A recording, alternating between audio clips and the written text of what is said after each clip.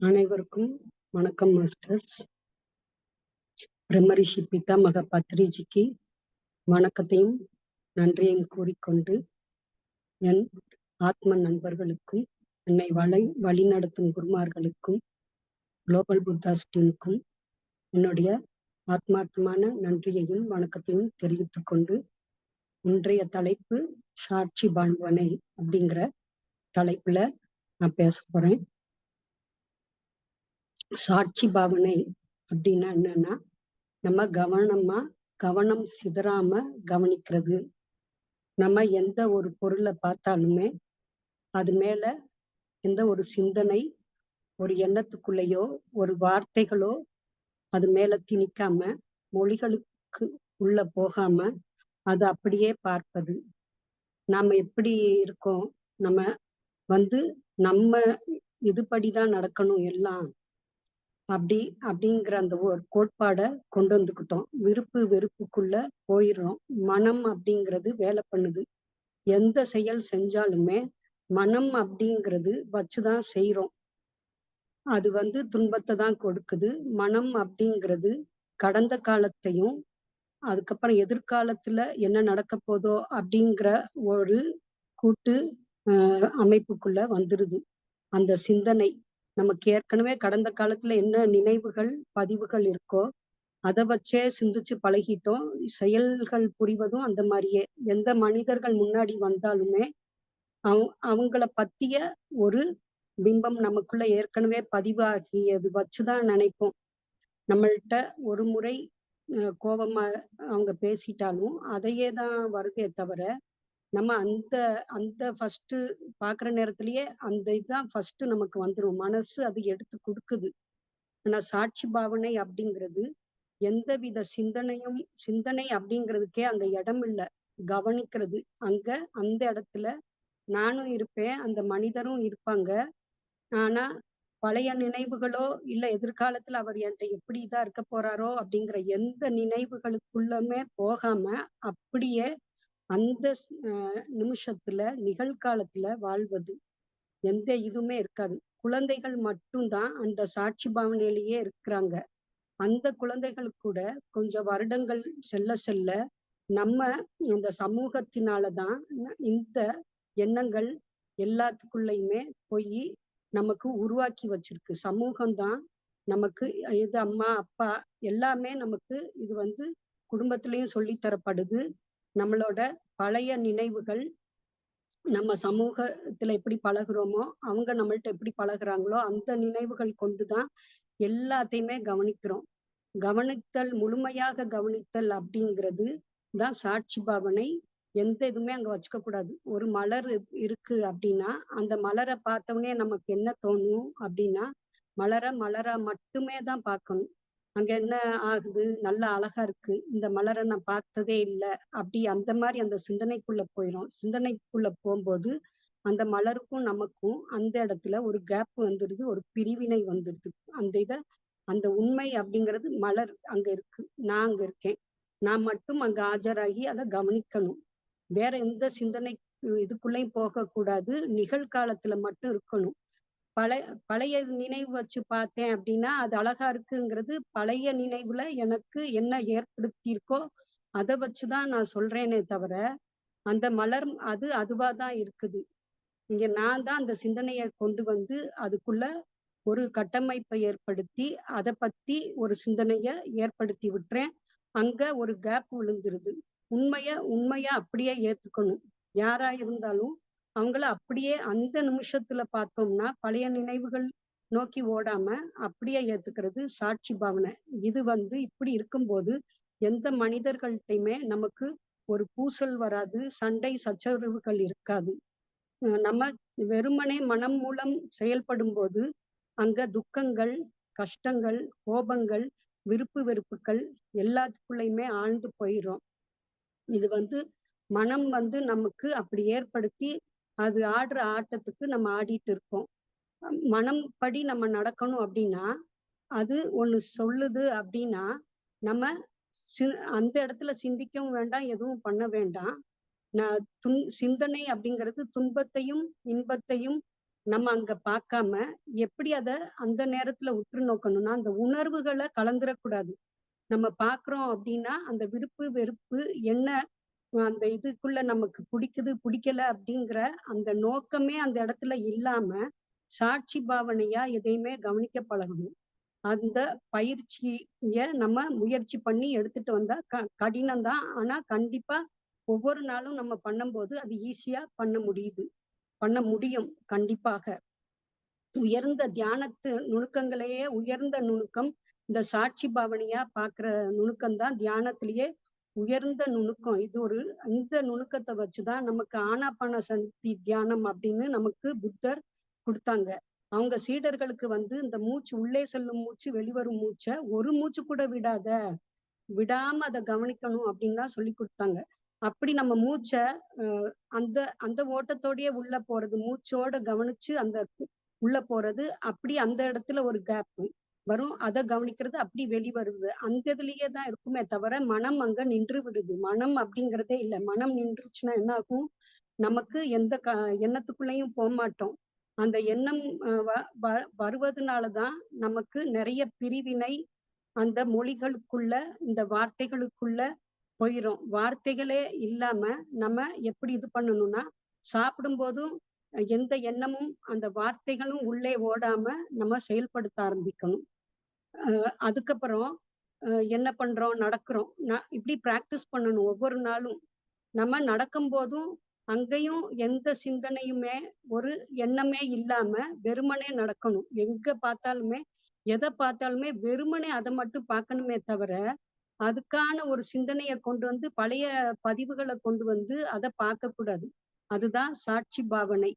இப்ப 3 பேர் இருக்காங்க. நம்ம ஒரு எக்ஸாம்பிள்க்கு புரியறதுக்காக சொல்றேன். 3 பேர் இருக்கிறாங்க. இப்ப அந்த 3 பேர்ல 2 பேர் வில்லன். அந்த 2 வில்லன் வந்து சண்டை போட்டுட்டு இருக்கும்போது நமக்கு எப்படி இருக்கும் அப்டின்னா, ஒரு சாட்சி நிலையில பார்க்காம அவங்கள பார்க்குறோம். அவங்க எந்த ஒரு பற்றும் இல்ல, எதிர்பார்ப்பும் இல்ல. அந்த 2 வில்லன் அடிக்கும்போது நம்ம பாட்டுக்கு பார்க்குறோம். ஆ நமக்கு துன்பமோ, அ இன்பமோ எதுவுமே இல்ல பார்க்குறோம். அடுத்து அ எ ஒரு வில்லன வந்து ஒரு ஹீரோ அடிக்கிறாங்க அப்படிங்கம்போது, அப்ப நமக்கு சந்தோஷமா இருக்கு. ஏன்னா, அந்த ஹீரோவ பிடிக்காதனால வில்லன் அடிக்கிறாங்க அப்படிங்கிற அந்த இதுக்கு போறோம். அடுத்தது வந்து ஹீரோவ வில்லன் அடிக்காங்க அப்படிங்கம்போது நமக்கு எப்படி இருக்கு அப்படின்னா, கஷ்டமா இருக்கு. என்னமோ நம்மளையே அடிக்கிற மாரி துக்கப்படுறோம். இந்த 3 நிலையிலயும் நம்ம சாட்சி நிலையில இருக்கிறோமான்னா இல்ல. சாட்சி நிலை அப்படிங்கிறது என்னன்னா, கவனம் சிதறாம அப்படி பார்க்கிறது. எந்த எண்ண ஓட்டத்துக்குள்ளயுமே போகாம, அப்படி வெறுமனே கவனிக்கிறது. நம்ம அந்த இடத்துல சுகமோ, துக்கமோ, ஏதாவது உள்ள சிந்தனையோ, விருப்போ, வெறுப்போ, எதிர்பார்ப்போ எதுவுமே இல்லாம அப்படியே பார்க்கிறது. எப்படி அப்படின்னா, அந்த இயக்கத்தோட இயக்கமா பொருந்தி போறது. இப்ப அடிபடுறாங்கன்னா, அடிபடுபவனாகவும் இருக்கிறது. அது அடிக்கிறவனாவும் நம்ம மாறி போயிறது. அந்த இயக்கத்தோட இயக்கமாவே அப்படியே பார்க்கிறது. அந்த இடத்துல எந்த வார்த்தைகளோ, மொழிகளோ, சிந்தனைகளோ உள்ள நமக்கு போகாது. அப்படியே ஏற்றுக்கொள்றோம். என்ன நடக்குதோ வெறுமனே கவனிக்கிறோம். அப்படியே கவனிக்கிறது. உள்ள இருக்கிற இருப்பு அப்படிதான் கவனிச்சுட்டு இருக்கு. மனம் அப்படின்னு ஒண்ணு நம்ம கொண்டு வந்ததுனால, மனம் வந்து பழைய பதிவுகள நமக்கு குடுத்து, குடுத்து அந்த இத ஏற்படுத்தி குடுத்துருது. இப்படி, அப்படி அவங்கள பிடிக்கும், இவங்கள பிடிக்கும், இவங்க பிடிக்காதவங்க அப்படி மாரி கொண்டு வந்து, அந்த இயக்கத்தோட இயக்கமா நம்ம பொருந்தி போக விடாம பண்ணிருது மனம்.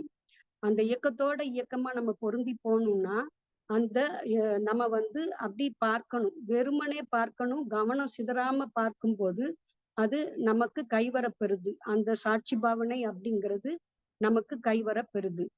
ஒரு நாள் ஒரு குரு வந்து அவங்க சீடர்களுக்கு, "உங்களுக்கு வீட்டுக்கு தெரியாம அரிசி கொண்டு வாங்க" அப்படின்னு சொல்லி சொன்னாங்களாம். சீடர்களும் அவங்க வீட்டுக்கு தெரியாம கொண்டு வந்துட்டோம் அப்படின்னு சொல்லி, கொஞ்சம் சீடர்கள் வந்து ஒரு பிடி அரிசி கொண்டு வந்து குருட்ட குடுத்துட்டாங்க. ஆனா ஒரே ஒரு சீடர் மட்டும் கொண்டு வரல.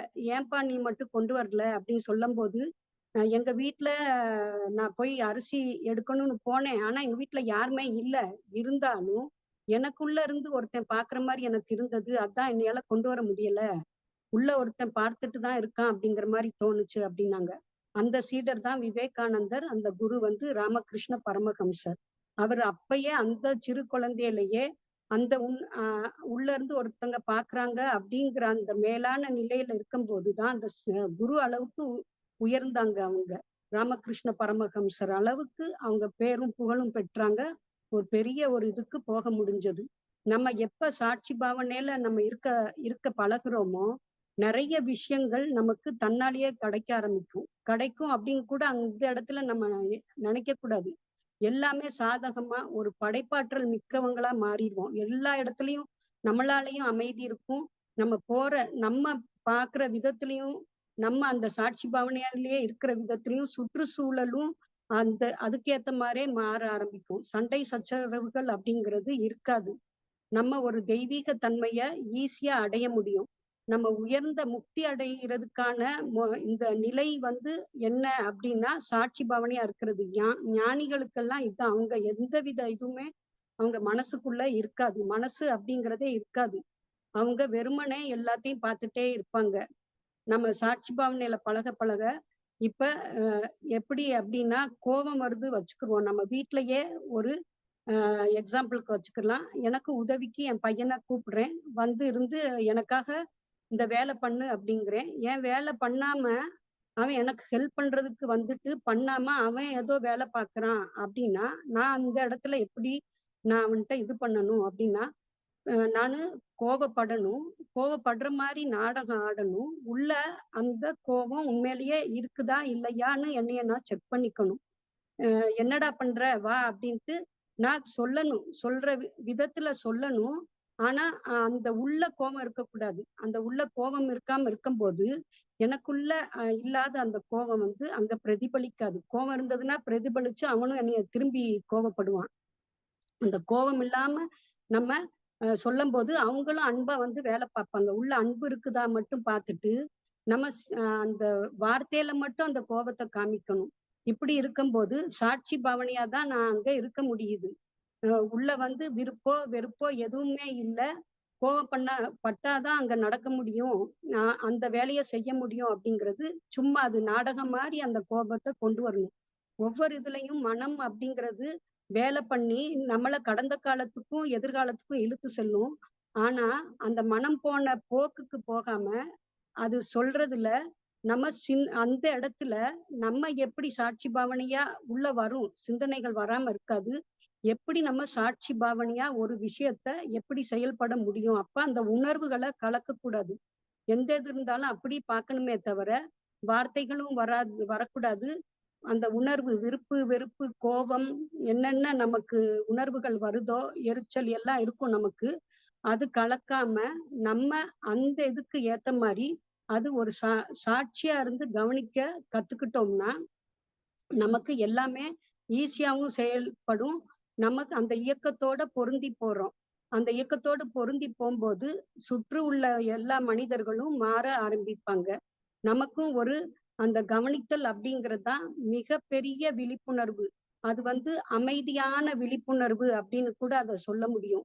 ஏன்னா, அமைதியான விழிப்புணர்வுனா, உள்ள எந்த ஓட்டமுமே இருக்கக்கூடாது. எண்ண ஓட்டமுமே இருக்கக்கூடாது.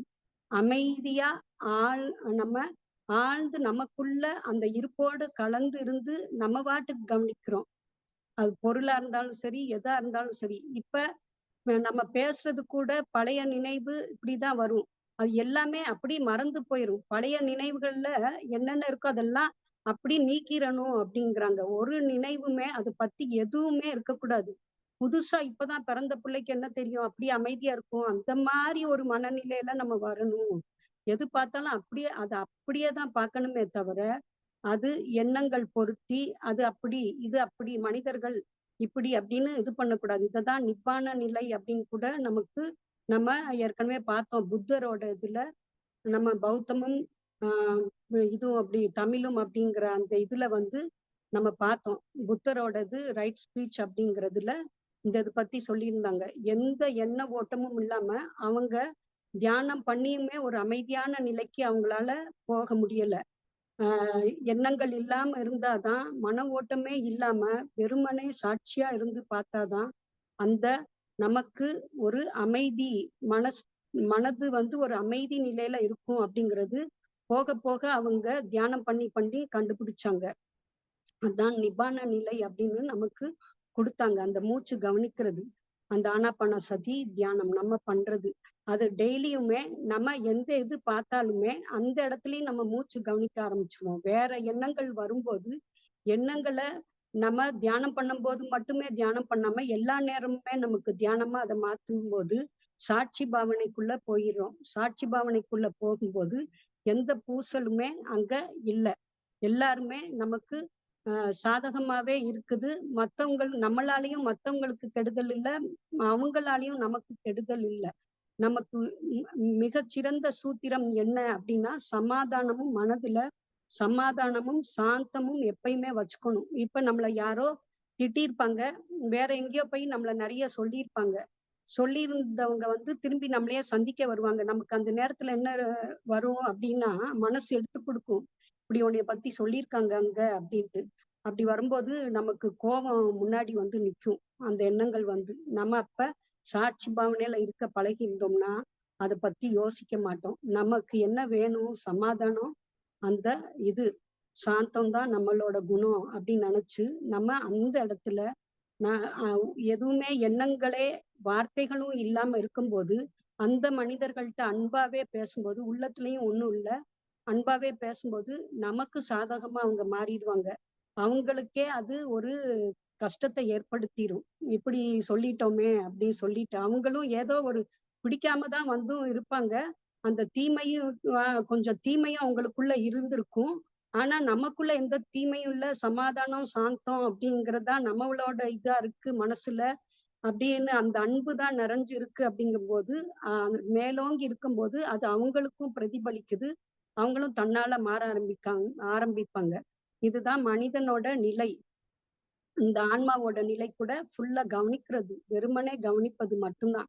அத விடுத்துட்டு நம்ம அவங்க இப்படி சொன்னாங்கல்ல அப்படின்னு சொல்லிட்டு, அந்த நேரத்துல நம்ம எடுத்துக்காட்டி கோவப்பட்டோம்னா, மிருக நிலைக்கு போயிரும். அதுவும் இல்லாம, நம்ம என்ன பண்றோம், இன்னொரு நிலையும் இருக்கு அதுல வேற. அது என்ன அப்படின்னா, அவங்கள நல்லா இனிமையா பேசுற மாரி பேசி, அவங்கள வேற விதமா மனச காயப்படுத்துறது. அது நம்ம இறைநிலைக்கே துரோகம் பண்றது அப்படிங்கிறாங்க. அது இருக்கவே கூடாது. மனித நிலையும் அந்த மிருக நிலைய விட அது கேடானது. நல்லா இனிமையா பேசி, அவங்கள ரொம்ப மனசு நோகுற மாரி ஆக்குறது. அந்த மாரி நிலையில இது பண்ணிறக்கூடாது அப்படிங்கிறதும் சொல்றாங்க. எப்பயுமே சாட்சி பாவனை அப்படின்னா, வெறுமனே பார்த்து அந்த கவனம் சிதறல் இல்லாம, நம்ம இது எல்லாத்தையுமே பார்க்க பழகிட்டோம்னா, எந்த ஒரு பதிவுமே பதியாது. கர்மாவும் நமக்கு கிடையாது. இந்த இது நம்ம பிராக்டிஸ் பண்ணா தான் வரும். இதுதான் உயர்ந்த ஞான நிலை. ஞான நிலை அப்படின்னாலே, சாட்சி பாவனை அப்படிங்கிறது தான். நான் இன்னொரு அடுத்த கிளாஸ்லயும் நெறைய இத பத்தி நான் சொல்றேன். இதோட என்னோட கருத்துக்கள முடிச்சுக்கிறேன் மாஸ்டர்ஸ். நன்றி.